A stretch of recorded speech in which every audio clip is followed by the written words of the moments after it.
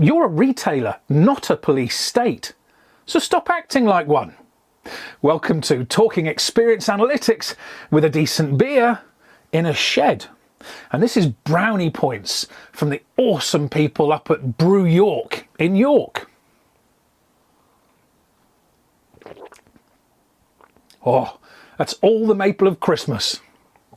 Now then, imagine if your boss hired a stranger to follow you around at work, secretly making notes on all your mistakes, only so that a week later they can fire you. That sounds toxic, doesn't it? That's exactly how mystery shopping programs feel to your associates and your store leaders. And so what we're going to talk about today is why spying is out and experience analytics is in. Now, mystery shop programs, they kind of sound compelling, don't they? The idea of getting an eye in stores so that we at General Office can see what the reality is of how our stores are turning up. But there's a problem with the very basic mechanism of mystery shop, which is that they are programs designed to test compliance, because that industry never worked out how to instead observe the reality of delivery of service. Those are two very different things. And in mystery shop, what ends up happening is you have a moment in time where you're looking for issues with compliance, you're policing your stores, and you basically then produce an exception report that tells them what they've got wrong, what they need to fix. And the reason it tells them what they've got wrong and what they need to fix is twofold. First of all, mystery shop programs don't cover enough of the experience to be truly representative. The mechanism, the methodology isn't wide enough. And secondly, you have a mystery shopping script in which a stranger, a person who's not necessarily even one of your customers, is pretending to follow through a scenario to test whatever the mystery shop brief is for that quarter.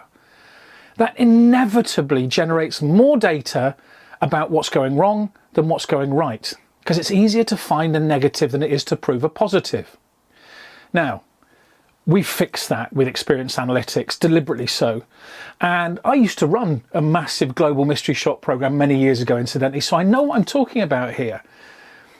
And what we've done to fix it is instead find a methodology that finds the successes as well as the failures, that identifies the positives in the experience as well as the areas that need extra effort and extra work and that need bringing up to compliance. Because when you do that across the experience from parking lot to exit, what you have is a data set that is capable of telling that team, here is what you're doing brilliantly, this, this and this. Here is what you're doing better than your peers, this, this and this.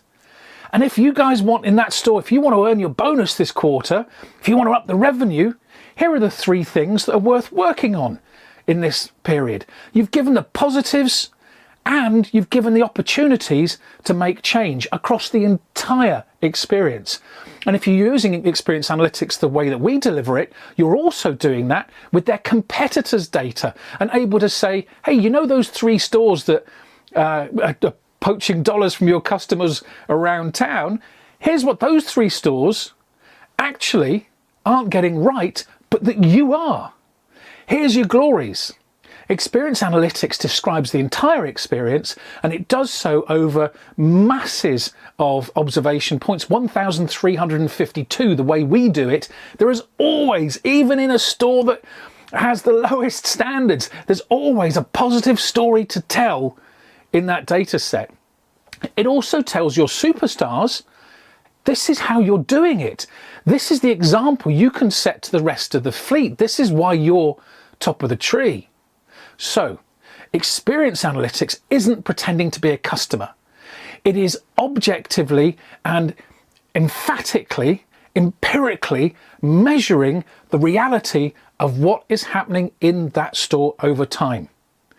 That data tells a positive, actionable, improvement, learning story. It's not a police story. It's not the weapon of a police state. It is, if anything, liberation for those store teams to go make things great. And isn't that something we all want? Cheers.